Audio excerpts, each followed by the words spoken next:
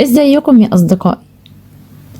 قبل ما ابتدي معاكم الحكايه الجديده، يا ريت اللي اول مره بيسمعني يشترك ويفعل الجرس على الكل علشان يوصله كل جديد من حكاياتي.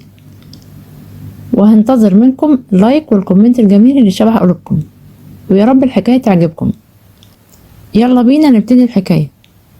انا عمر، 29 سنه، معايا ليسانس حقوق وفاتح مكتب محاماه. ولأني من أسرة ميسورة الحال، خلصت الليسانس من هنا والمكتب كان جاهز مستنيني. وبما إني كمان من عيلة لها علاقات جيدة بناس كبار في البلد، فده شيء مهد لي إن أبدأ وأنا كبير. مسكت شركات لها اسمها ووزنها في السوق، وكمان من ضمن الشركات اللي ماسك شغلهم شركة غذائية مشهورة، مش هقول على اسمها. أنا لحد دلوقتي مش مرتبط، مش لأني صعب الإرضاء أو بتنك على بنات الناس زي ما أغلب اللي حواليا كانوا بيقولوا عليا، لكن الحقيقة إني كنت لسه ملقتش الإنسانة اللي تشدني وتستحوذ على إحساسي وتفكيري وأشاور عليها وأقول هي دي البنت اللي أنا عايزة أكمل حياتي معاها. لحد ما شفتها في يوم، بنت تبارك الخلاق.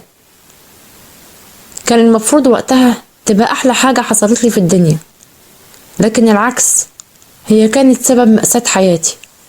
أول مرة شفتها كانت جاية تقدم أوراقها للعمل في الشركة اللي أنا ماسك الشغل بتاعهم. كنت هناك بالصدفة، تقدروا تقولوا تدابير القدر خلاني أروح يومها، مع إني كنت مقرر ألغي الميعاد. وقعت في حبها من أول نظرة، وقلبي سابني وراح لها، ومن ساعتها مرجعليش تاني. كان اسمها شهد. عرفت إنها تعينت في قسم العلاقات العامة من صاحبي محسن اللي كان معاها في نفس القسم.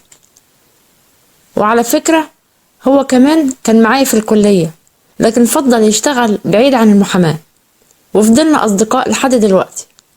وأنا كمان اللي توسطت له في الشركة علشان يشتغل فيها في قسم العلاقات العامة. عدى كام شهر وأنا متابع البنت دي في أغلب الأوقات، لأن الشركة اللي أنا كنت بروحها 2 أو 3 بالكتير في الشهر بقيت بروح دلوقتي تقريبا كل يوم.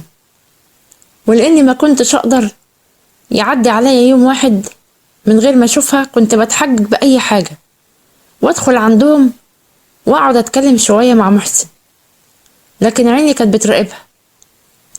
لحد ما في يوم في شهر ديسمبر كان برد جدا وممطر، كنت لسه نازل من الشركة وركبت عربيتي، وبعيني لمحتها واقفة تشاور لتاكسي، ولا واحد راضي يقف لها.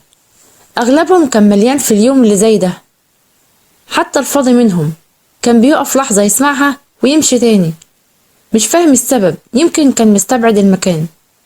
فضلت ربع ساعة واقف، أنا جوه عربيتي المكيفة قاعد في الدفا، وهي واقفة بره تحت المطرة.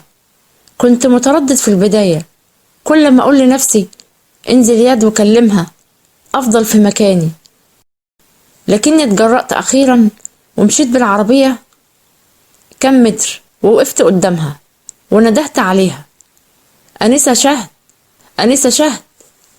بصت لي وقتها باستغراب قوي، ورجعت خطوتين لورا، تعبيرات وشها زي ما كنت هخطفها ولا حاجة. فكملت كلامي بسرعة وقلت لها: أنا المتر عمر، محامي الشركة. ركزت نظراتها على وشي دقيقتين، وبعدها شبه ابتسامة ظهرت على شفايفها، أو إني كان بيتهيألي، وهي بتقول: أيوة تمام، افتكرت حضرتك، لمحتك كم مرة عندنا في القسم. اتنهدت وقلت الحمد لله إنها عرفتني. تابعت كلامي على طول وقلت: أنا لاحظت إن مفيش أي تاكسي راضي يقف، وخايف إنك تتعبي من المطر ده. اسمحي لي أوصلك لأي مكان أنت رايحاه. وضحكت ضحكة بسيطة قبل ما أكمل: وهاخد حق الأجرة كمان لو كان ده يريحك.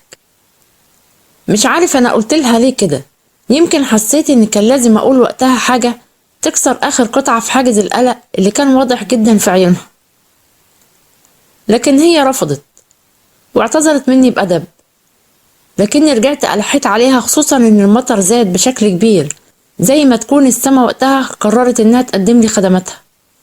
وافقت إنها تركب، وبعد ما ركبت بصت ناحيتي وشكرتني. كانت أول مرة أبص في وشها عن قرب. كان لون عيونها عسلي، ملامحها كانت بتتميز بجمال هادئ. حسيت فيها حاجة غريبة ومريحة في نفس الوقت. ما قدرتش أفسر إيه هي، وما قدرتش أنزل عيني من عليها إلا بعد ما لقيتها بدأت تمسح المية من على هدومها وصوابعها بترتعش من البرد. وهنا كانت صدمتي لما لمحت الدبلة في إيدها. كانت دبلة الجواز. طب إزاي؟ ده أنا عمري ما شفتها لابسة دبلة خطوبة. اتخطبت إمتى دي علشان تتجوز؟ وقتها فهمت سبب نظرتها اللي كانت مستغربة وأنا بنده عليها بكلمة آنسة. مخبيش عليكم، معرفتش أنطق حرف واحد، لساني اتلجم من الصدمة. فضلت سايق وأنا ساكت وسرحان طول الطريق، وفقت على صوتها وهي بتقولي اسم الشارع اللي عايزة تنزل عنده. حاولت أجبر نفسي على الابتسام وأنا برد عليها بجملة حاضر تحت أمرك، وكملت الطريق لحد العنوان اللي هي قالت عليه. وقتها شكرتني تاني ونزلت من العربية. أما أنا فضغطت على دواسة البنزين فورا وطرت. أيوة طرت.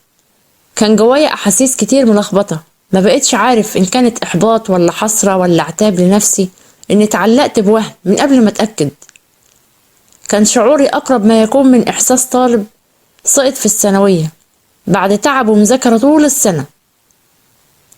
تاني يوم رحت مكتبي عادي جدا، وحاولت أتجنب إني أروح الشركة تاني. بقيت أقول لنفسي دي واحدة متجوزة، يعني الحوار خلصان من قبل حتى ما يبتدي، اعقل كده واركز، ما فيهاش كلام تاني. لكن على آخر اليوم ضعفت وما قدرتش اليوم يخلص قبل ما أشوفها تاني، رغم إن المفروض إني واحد عاقل وفاهم إن خلاص مفيش أي فرصة أمل معاها. لكن ما قدرتش أمنع نفسي. ما حسيتش بروحي غير وأنا راكب العربية، وبعد ربع ساعة كنت هناك قدام الشركة. دخلت مكتب العلاقات على طول أول ما دخلت الشركة، وهي أول ما شافتني ابتسمت. قامت تسلم عليا. أول مرة كنت ألمس إيديها في اللحظة دي. كانت لمسة بسيطة لكنها حركت أحاسيس كتير جوايا. لا حركتها إيه، دي زلزلتني من جوه، زي ما أكون مسكت سلك كهربا مكشوف كهرب كل سنتيمتر في قلبي، لدرجة إني شديت إيدي بسرعة منها واستأذنتها وأنا بمسك نفسي بالعافية علشان أثبت. ورحت أسلم على محسن وأعزمه على الغدا زي ما كنت أوقات بعمل معاه. عدت الأيام عليا شبه بعضها، ولسه نفس الإحساس إني مشدود لها وعايزة أشوفها كل لحظة قدامي. استنيتها مرة عن عمد في وقت خروجها. لو عايزين تعرفوا إيه اللي حصل بعد كده انتظروا الجزء التاني من الحكاية. ويا ريت اللي لسه مشتركش في القناة لحد دلوقتي مستني ايه؟ يلا اشترك وفعل الجرس على الكل علشان يوصلك كل جديد من حكاياتي. مع السلامة.